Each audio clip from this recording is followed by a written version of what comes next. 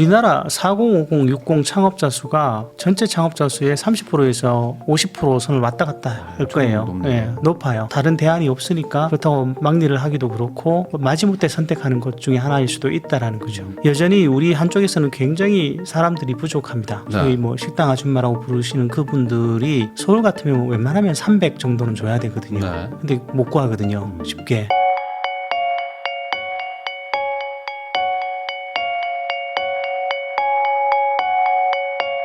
정도영 소장님하고 이야기 나누고 있는데요. 그러면 이제 또 좀 여쭤볼 게 공백 기간에 어떤 문제도 있을 것 같아요. 왜냐면 원래 첫 취업하려고 준비할 때도 한 1, 2년 휴학하고 막 이렇게 쉬면 너 이때 뭐 했니? 막 면접 때 막 물어보잖아요. 그렇죠. 그런 거랑 똑같이 재취업 때도 좀 공백기가 좀 중요할까요? 굉장히 중요하죠. 특히 이제 보통 이게 이제 퇴직 때 실업급여 문제하고도 좀 맞물리는데요. 네. 보통 우리나라에서 비자발적으로 퇴직하신 분들은 실업급여를 먼저 떠올리시죠. 네. 그리고 왠지 그 돈은 다 받아야 될 것 같다는 생각을 하시는 것 같아요. 네. 근데 경력이 좋으신 분들은 그 실업급여를 다 받으면 특히 뭐 40대 이상 퇴직자만 해도 6개월 이상 최장 9개월까지인데 그 정도를 다 받으시면 경력 손상이 훨씬 더 커질 수 있다는 거죠. 지금 시장의 최대 고민은 내가 그 일을 못할까 봐 걱정을 하는 게 아니거든요. 시장에 나랑 비슷한 대기 인력이 너무 많다라는 거예요.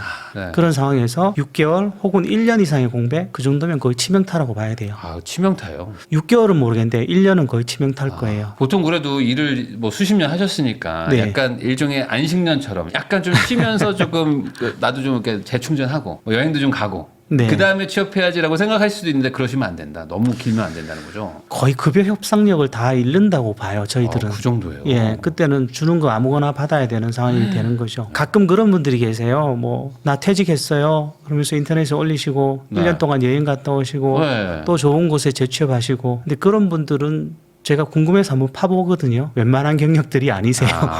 어차피 그냥 내가 언제든지 일할 수 있는 사람. 네, 정말 드문 케이스들이고요. 네. 또 젊은 케이스들이고 중장년층에게는 이거는 굉장히 위험한 도박일 수 있어요. 우리가 쉬고 있는 동안은 날마다 내 경력이 조금씩 부서져 나간다라고 보시면 되세요. 아예 안 쉬어야 되는 수준인가요? 아니면 그래도 뭐 왜냐면 또 한 20년 일했는데 네. 다음 주에 다시 일하라고 하는 건 좀 약간 심정적으로 좀 안 좋을 수 그렇죠. 있으니까. 제가 추천드리는 것은 통상 3개월에서 6개월 정도 사이를 많이 추천드려요. 그 안에는 취업을 다시 해야 된다는 거죠. 네, 3개월이면 실업급여도 조기 재취업 수당이라는 걸 받을 수 있고요. 네. 6개월 정도 지나면 일반적으로는 정상 취업이라고 얘기를 해요. 근데 우리가 이제 직장에서 많이 지쳤다라는 느낌을 받는 것은 대부분 제대로 신경을 끊고 쉬어보지 못했기 때문에 그렇죠. 휴가를 가더라도 휴가 내내 회사 생각하는 분들이 되게 있죠, 많잖아요. 있죠. 가자마자 이 일 해야 될 텐데 뭐 이런 걱정들 때문에 사실은 신경이 안 끊어지니까 쉬는 게 아니죠. 그런데 이제 퇴직하시면 사실상 완전히 끊어진단 말이죠. 네. 그렇게 해서 한 석 달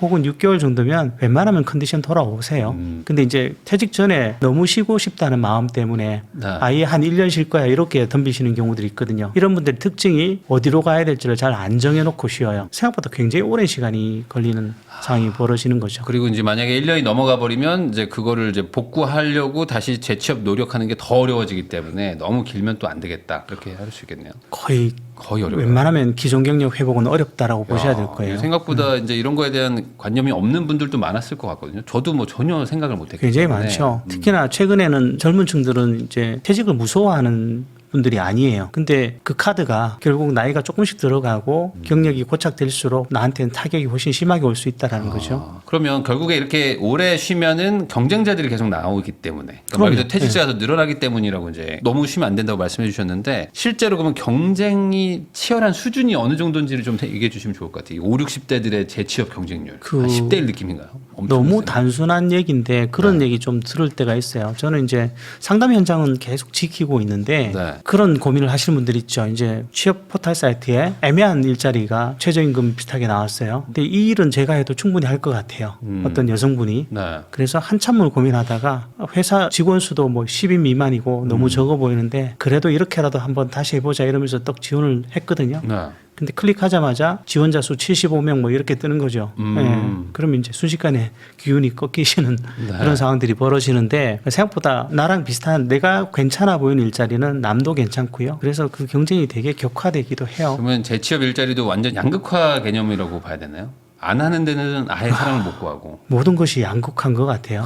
일자리도 되게 심하죠. 여전히 우리 한쪽에서는 굉장히 사람들이 부족합니다. 예를 들면 식육 가공, 뭐 최근에는 요양보호사도 마찬가지고 간병인, 네. 식당 할 거 없이 전부 다 사람 못 구해서 난리거든요. 네. 그렇다고 그 단순 노무들이 금액이 약하지도 않아요. 제가 알기로는 서울 지역 같으면 식당에서 일하시는 여성분들, 네. 저희 뭐 식당 아줌마라고 부르시는 그분들이 서울 같으면 웬만하면 300 정도는 줘야 되거든요. 네. 예, 근데 못 구하거든요. 쉽게. 그래서 지금 외국인 들여와야 된다 이 얘기 나오고요. 네. 올해부터인가 지금 요양보호사가 들어오고 있을 거예요. 외국인 네네. 요양보호사가. 이런 것들이 계속 늘어나는 상황인데 사람들은 이제 그쪽에는 눈높이를 맞추고 있지는 않으신 거죠. 그 말은 그렇게 힘든 일을 할 바에는 차라리 쉬겠다라는 개념인 건가요? 아니면은 기다리면 결국에 더 좋은 일이 나타나겠지라는 막연함인가요? 둘 다입니다. 예, 제가 보기에는 둘 다인 것 같고요. 조금 더 젊은 축은 공부를 하면서 기다린다든지 이런 선택지를 노리는 것 같고요. 중장년 같으신 고령 쪽에 계신 분들은 아유 차라리 그러니 놀겠다 뭐 이런 식인 거죠. 아니 그래도 그 경제적인 문제는 분명히 있으실 텐데. 일단 뭐 최저임금 수준이면 아르바이트를 해도 비슷하니까 그런 부분도 좀 있는 것 같고요. 그러느니 그냥 차라리 그냥 단기 알바 같은 거 하면서 그냥 버텨보자 그렇게 생각하시죠. 다는 아닌데 직업 시장이 되게 복잡해요. 예를 들면 몸이 안 좋아서 좀 순간적으로 몸이 좀 안 좋아서 쉬시는 분도 있고 네. 일단 급하니까 뭐 들어는 가는데 들어갔다가 조금만 이상해도 아유 차라리 나오지 뭐 이러면서 나오시는 분들도 많고요. 특히 지금 중장년 시장에서 가장 저희들이 고민하는 문제 중에 하나는 재취업도 재취업인데 네. 들어갔다가 바로 나오시는 분이 그렇게 많아요. 사실은 일자리가 열악하다라는 증거일 수도 있는데 네. 어쨌든 이게 시장에서는 문제로 불거지고 있는 상황이니까요. 그러면 그냥 그래 뭐 노는이 한번 들어가 보자 했지만 생각했던 것보다 너무 힘들고 그럴 수 너무 있죠. 네. 이 돈 받고 이거는 아닌 것 같아라는 생각을 많이 하신다는 거죠. 중소기업이 사실 큰 돈을 줄 만한 여건은 안 되니까요. 네. 근데 그런 얘기들이 있지 않습니까? 인터넷에는 야, 돈을 더 줘봐라 그러면 뭐 사람 못 구하냐 이런 얘기들 막 항상 하고 야, 그 돈 받고 그거 할 거면 편의점 알바하지 뭐 이런 얘기들이 막 달리거든요. 그런 거가 이게 해소가 될까라는 것도 참 막막한 것 같기도 하고. 근데 그 돈을 주면 현실적으로 제가 알기로는 중소기업들이 버티기가 힘들어요. 예. 한 명만 주는 게 아니라 다 줘야 되니까. 뭐 또. 그렇죠. 예. 그래서 모든 중소기업들이 다 그런 것은 아닌데 굉장히 열악한 한계에 몰려 있는 중소기업들이 워낙 많다 보니까 이거는 사실 제도적으로 좀 지원이 되지 않으면 쉽지 않은 문제이긴 합니다.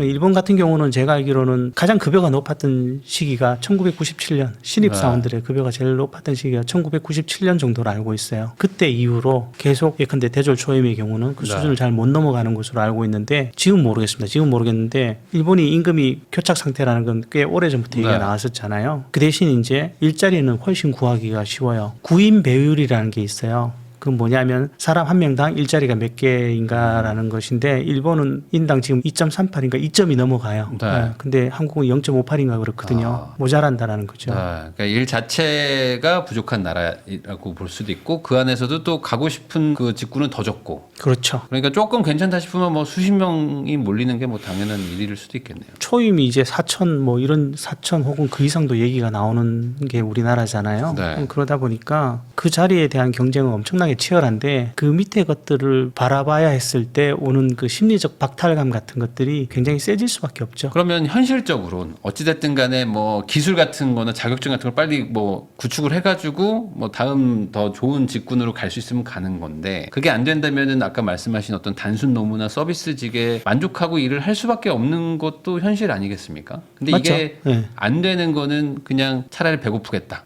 이건 못 낮춘다. 이런 마음이 더 크신 건가요? 이게? 그러니까 우리나라의 경우 장기 실직자라고 불리는 경우는 보통 6개월 이상을 장기 실직으로 구분을 하는데 네. 장기 실직자들의 경우는 사실상 타협이 안 되는 거예요. 안 돼요, 이게. 네, 완전히 일자리가 없다라기보다는 적어도 시장에서 지금 주는 일자리와 타협할 마음이 안 생긴다라는 거죠. 그러면 길어질 수밖에 없죠. 그 얘기는 일단 본인이 내밀 수 있는 카드는 한계가 있다라는 것인데 네. 시장이 주는 것은 또 받아들일 마음이 안 생기니까 이렇게 생각하시는 분들이 하필 돈까지 있다라면 창업으로 직행하시는 경우들이 많이 차라리 생기죠. 창업을 간다. 예. 근데 아시다시피 창업 네. 생존율이 그렇게 높지가 않잖아요. 네. 거의 첫 창업은 실패를 전제하고 설계를 하셔도 저는 나쁘지 않다라고 봐요. 그 정도예요. 3년 정도 버티시는 확률이 44점 몇 프로일 거예요. 44.8% 정도인 걸로 기억을 하는데 굉장히 낮다라는 거죠. 근데 이분들이 똑같은 조건에서 다시 재취업을 하면 한 번 망했다가 다시 재취업을 하면 확률이 거의 2배 가까이 올라가요. 버티는 확률이. 네, 네. 왜 그러냐고 봤더니 경험이 쌓여서인데 네. 그 얘기는 달리 얘기하면 처음 들어갈 때 정말 아무 생각 없이 들어가는 경우가 그렇게 많다라는 거죠. 그러니까 이게 아까 말씀하신 것처럼 이제 눈높이를 낮추기보다는 차라리 있는 돈에 대출 좀 받아서 창업을 해서 관리직 개념으로 내가 시작을 하겠다. 뭐 내가 뭐든 직원보다도 그러니까 그런 게 조금 더 강하다고 봐야 되겠네요. 타인들의 선망의 시선을 많이 받다 보면 사실은 이제 자신도 모르게 그런 것들을 의식을 안 하기가 쉽지는 않죠.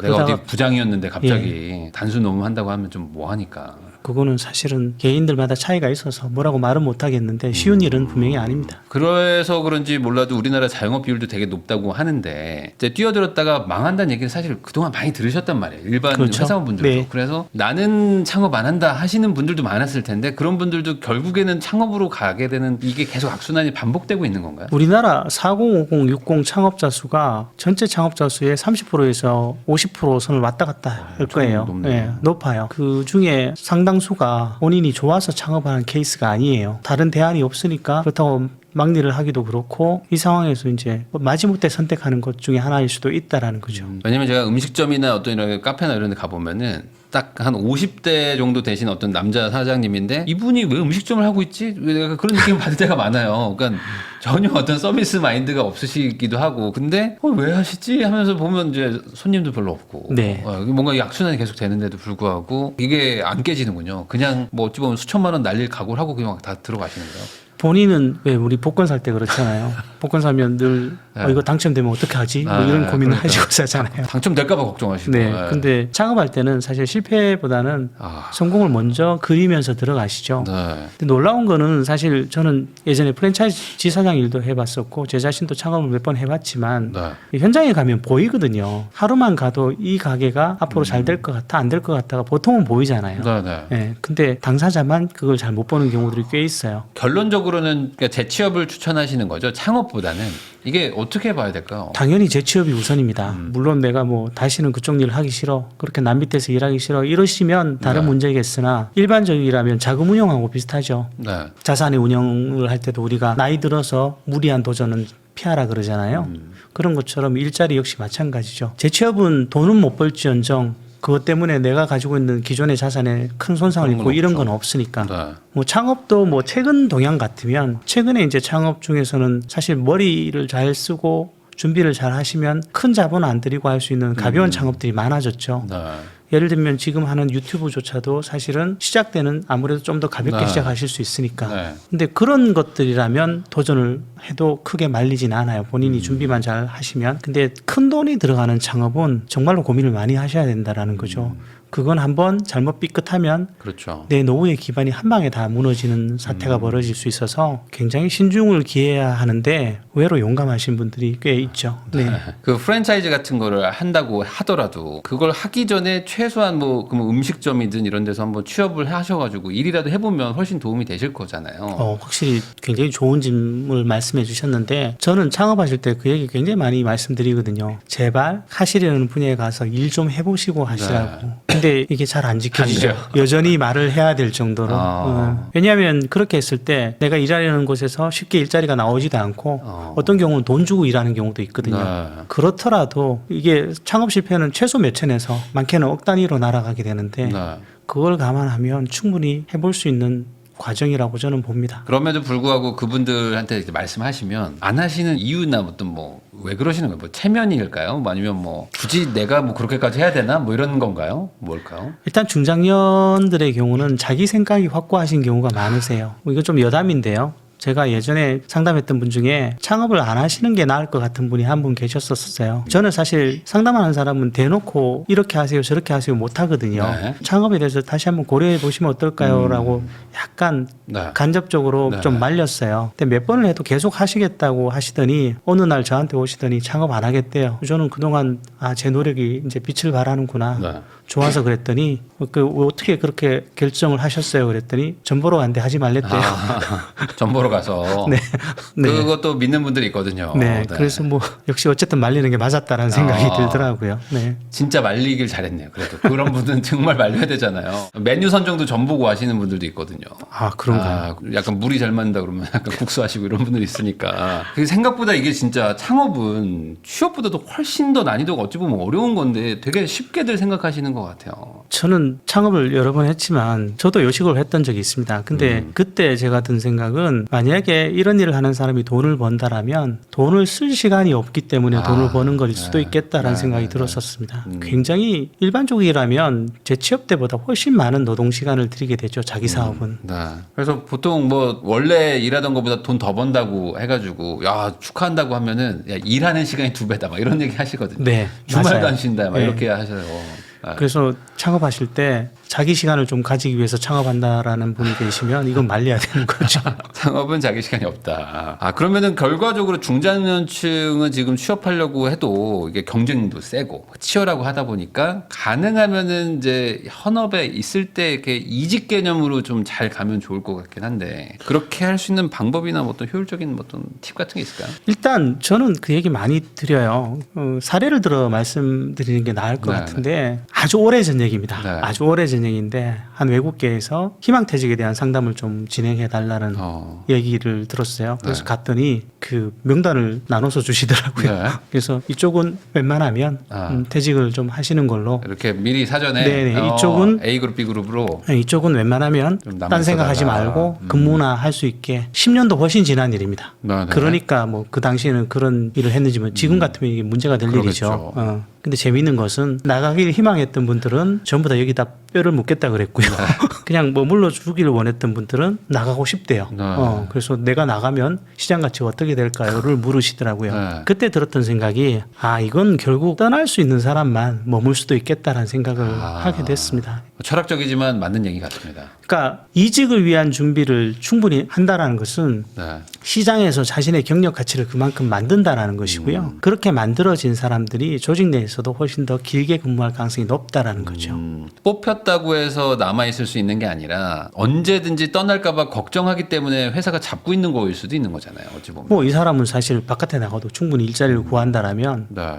그거는 자기 조직 내에서도 경쟁력이 있다라는 거니까요. 그래서 사실 가장 좋은 것은 주된 일자리에서 경력을 늘릴 수 있다면 이게 제일 좋은 거겠죠. 네. 그러려면 결국 시장 바깥에서든 내부에서든 경쟁력을 가질 수 있어야 되는데 그런 준비를 해주시면 될 것 같아요. 결국에는 그 업계든 그 회사에서든 잘하는 수밖에 없다. 내가 잘하고 열심히 하고 있어야지만 다른 길도 좀 열린다. 이렇게 봐야 되는 그렇죠. 거예요. 기업이 냉정하잖아요. 예전처럼 뭐 이제는 뭐 가족 같은 회사 이렇게 얘기하는 것도 드물지만 네. 분명한 것은 이제 철저한 계약 관계가 된 것 같아요. 서로가 필요 없을 때 개인도 조직을 버리듯이 조직도 개인을 버리는 그런 세상이 좀 된 것 같아요. 이게 옳다라는 것은 아닌데 부정하기 힘든 사회 현상이 아닌가 싶어요. 결국에는 경쟁력을 확보하는 수밖에 없다. 이렇게, 일자리에서는 그렇죠. 그렇게 네. 정리할 수 있겠네요.